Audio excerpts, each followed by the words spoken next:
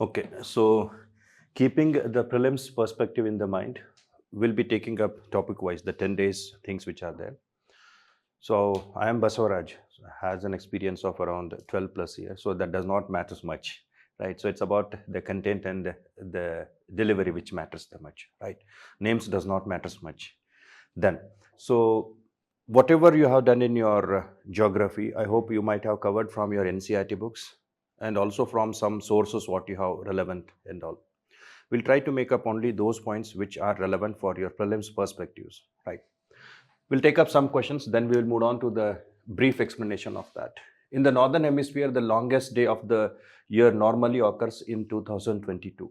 Now, this is associated with something called as a term, which is very relevant, which is referred as apparent shift. Apart from that, we also called it a name called as subsolar point. The new terms which you should remember. Sometimes they may ask in different terminologies. So there is something called as subsolar point. Subsolar point. It is associated with this point, subsolar point. I'll discuss what is subsolar point. But even if you take apparent shifting of the sun, so what could be the correct answer for this? It is in the Northern Hemisphere, the longest day of the year in the Northern Hemisphere, right? So it is generally when we say a term called as summer solstice, right? So it is after this 21st June, very basic. Now, associated with this, many questions can be asked. This is very simple. Associated with this, many questions can be asked, which can be relevant for your other parts of UPSC. This is very simple. We'll discuss what is that subsolar point and how it affects that. Now, the same question was asked. On 21st June, the sun does not set below the horizon. So it means that on 21st June, which part of the earth receives 24 hours of sunlight? 24 hours of sunlight. If this is 22nd December, then what could be the answer for this? If this is 22nd December, then what could be the answer for this? The question is, when we say does not set below the horizon of Arctic, it means that which part of the earth has 24 hours of days, 24 hours of sunlight. This is the need of answer. Which part of the earth has 24 hours of the sunlight? This is associated with something called as apparent shifting of the sun or shifting of subsolar point. Shifting of subsolar point. So 24 hours of a day is generally seen when the sun exactly falls on the Tropic of Cancer or Tropic of Capricorn. We refer them as summer solstice or winter solstice. Now, summer solstice, where do you find the sun's radiations fall exactly vertical? On the Tropic of Cancer or Tropic of Capricorn? Tropic of Cancer. So, in that case, which pole is closer to the sun, North Pole or South Pole? North Pole. So, 24 hours of a day will be in which part? Arctic. So, here we come across something called as circle of elimination. Circle of elimination. I'll also explain that. So, Arctic will have 24 hours of a day. Now, when the sun apparently shifts to the Tropic of Capricorn, then it means that sun's radiations are falling exactly vertical on Tropic of Capricorn. Now, which part is closer to the sun now? Which pole? Antarctica, South Pole. So, during winter solstice, which part will experience 24 hours of a daylight? Antarctica. And Arctic will experience 24 hours of night. Is that clear? So this is how they change it invariably. So here you should be knowing two terms, subsolar point, then circle of elimination, and how it changes. Once you know this concept in brief, you can answer any questions in that matter. Is it clear? Then, what is the difference between asteroids and comets? Asteroids and comets are always in the news because when we see many current affairs, we find that asteroids are impacting the Earth's geological structures. And meteorites are also very important. Now, in a very simple term, asteroids and meteoroids, can we say them as the fossils of the planets? Yes. After the solar system, the left out parts, we refer them as asteroids and meteoroids. Now, when they reach to the Earth, when we study them, they will give certain idea about what the solar system consists of. So, it is nothing but the remnant of the solar system or the fossils of the planets. We refer them as the asteroids and meteorites. the smaller parts. Now here, as a geography part, you should understand that why they're relevant for geographical, and their impacts are also very significant. Now when we say their impacts, generally we find that these asteroids are seen, generally I am telling, they are found in between the two group of planets. We refer them as terrestrial planets and outer planets, or we refer them as Jovian planets and the inner planets. So there we have a belt which we refer them as asteroids, asteroid belt. Right, we refer them as asteroid. Now, where do you find the comets? Have you heard about Halley's comet? Halley's comet, which moves elliptically, which has a head and a tail. And generally, when we say Halley's comet, you should remember that Halley's comets has an origin in the areas called as Kuiper belt. Now, where is Kuiper belt? Kuiper belt is a region after the 8th planet. And as it is away from the sun, obviously it will be made up of ice crystals. So, comets will have ice crystals, and it will have a head. Now when it makes an elliptical path, then obviously it will come closer to the sun. Now when it comes closer to the sun, it will have a burning. So that's why it shows burning sensation. The head will be burning and followed by a tail. Now we have many reasons to think about comets also. Now one theory says that these comets collided with the earth in the beginning stage, and that is where they brought water. This theory is something which is conflicted, but still they collided with the earth and they brought small amount of water to the earth's surface. One theory also suggests that. So comets are something which are having long elliptical path, and they will be having head and a tail. And the very significant one is Halley's comet.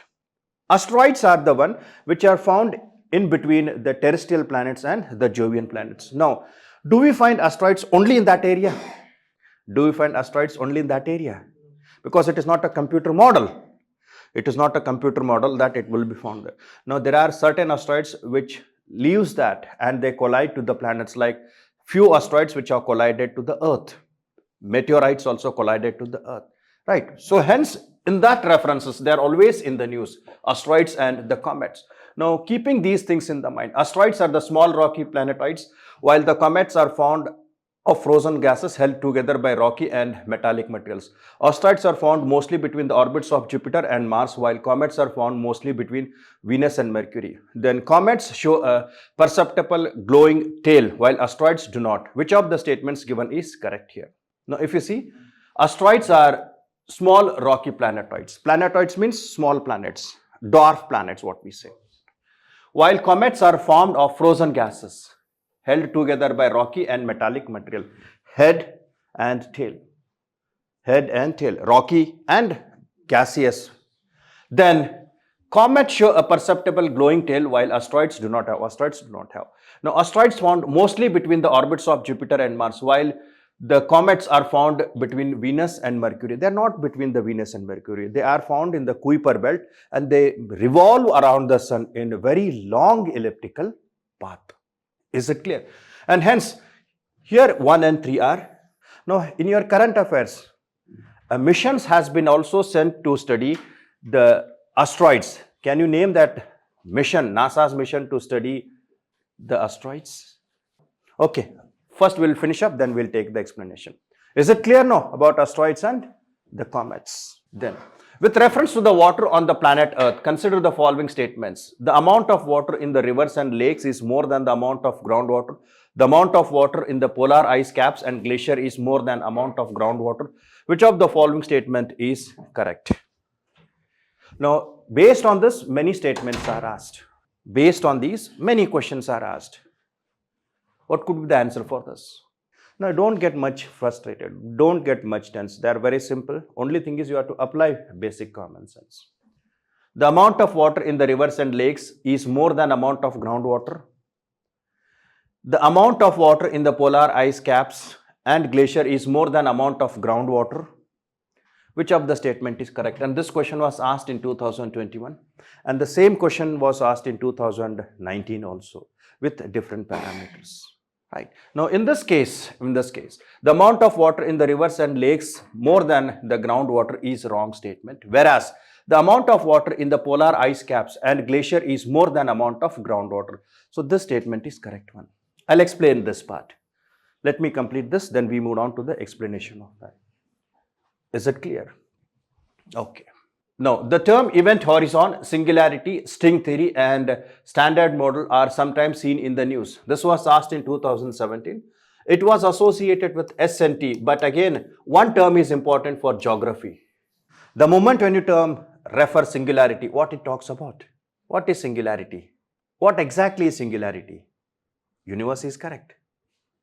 Have you heard about Big Bang? Yes. So Big Bang started from a single point, infinite, hot and dense, and we refer that as singularity. Singularity. So that word is very important.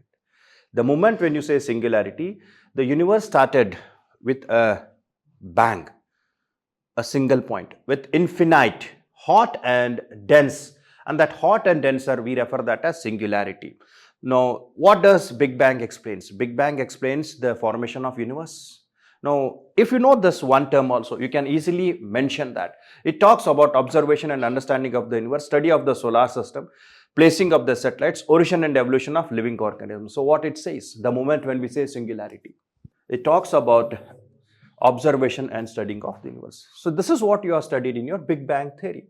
It all started with the singularity. So that is a key term. I am focusing only on the key terms which are very relevant for your exams. So the moment when you say Big Bang, you have to remember one term called as singularity. You have to remember the term singularity, right? Now, string theory is also associated with your present concept of defining the universe. They say that entire universe is made up of small strings, subatomic particles, small strings which rotate or which make small movements. That is your physics part. But singularity, at least one word if you remember, you can mark the correct answer here, right? Variations in the length of days and nights from season to season are due to. Why do you find the variations? Variations means changes. Summer solstice and winter solstices. Now, what is the reason for variations? Tiltation.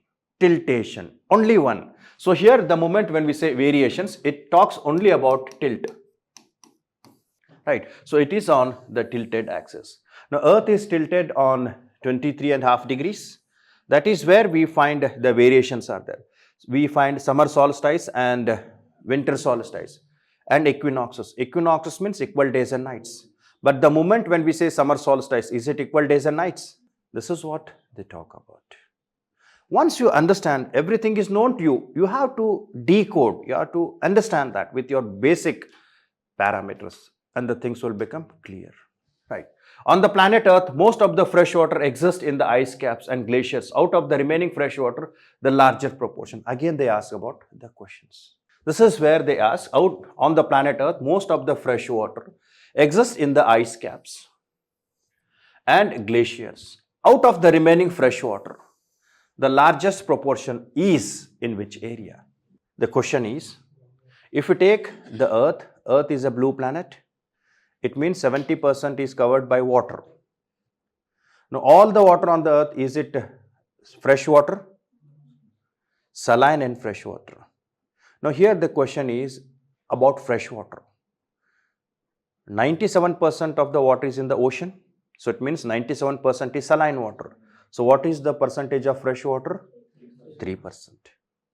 Now, in that 3%, where do you find the maximum amount of water? That is the question. That is the question. And he says that the maximum amount of fresh water is found in the glaciers. If you take Antarctica, Arctic, Greenland, thick ice deposits are there. So that is the area where he says that the more fresh water is there. Next area where the fresh water is seen, can you guess where you can find that? In the groundwater, which makes around 30%. So that is where he talks about this exist in the groundwater. Is that clear? So this is how the questions are asked with reference to the first parameters.